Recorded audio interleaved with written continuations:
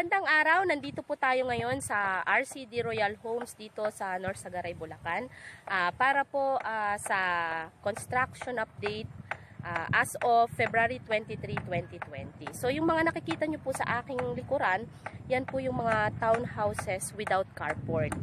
So kung mapapansin po ninyo, ongoing pa rin po ang construction natin. So ito pong bakanting lote naman po na nakikita nyo po sa aking likuran. Yan naman po ang Block 5 dito po sa Phase 1. Ayan po. Ang itatayo naman po dito ay ang mga townhouses with carport. So ang estimated po na-avail ko po na unit ay dito po sa location na ito.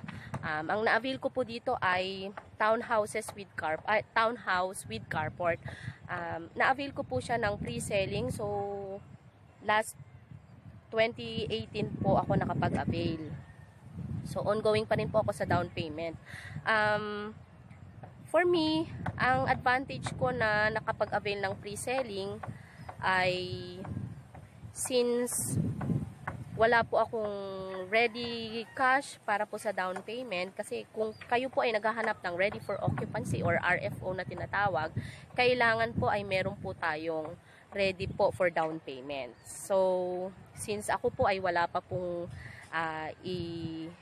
pang fully paid sa down payment, so, ang ginawa ko po ay nag-avail po ako at naghanap po ako ng project na pre-selling kung saan instead na iipunin ko siya sa bangko para makabuo ng down payment, hinulog ko na lang po siya as monthly equity or down payment po kay developer.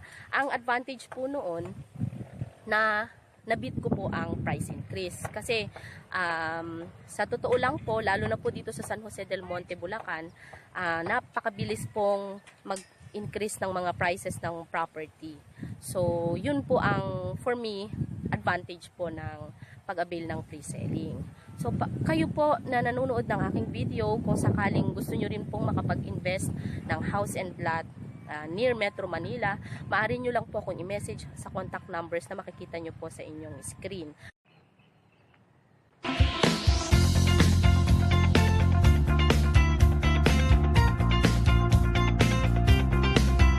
So yung mga nasa likod naman po, yan naman po yung mga single attached na meron po tayo dito sa RCD. Sa ngayon po kasi itong project po na ito ay sold out na, so hindi rin po natin maibigay yung exact date or kung kailan po mag-open ang phase 3. Pero if ever man po na nagmamadali po kayo makapag-avail para po sa pagbid po ng price increase ng mga projects, lalo na po dito sa San Jose del Monte, maaari nyo po akong i-message para mai-offer ko po sa inyo ang mga project na available po natin.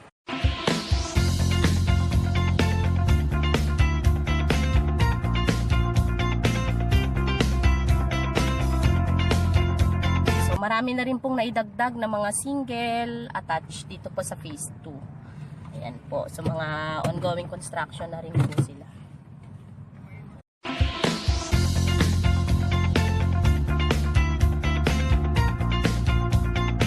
Po si Timberly T. Miguel, isang public school teacher at isang licensed real estate salesperson na naniniwalang kung may pangarap, may aksyon, siguradong may tagumpay. Thank you and God bless.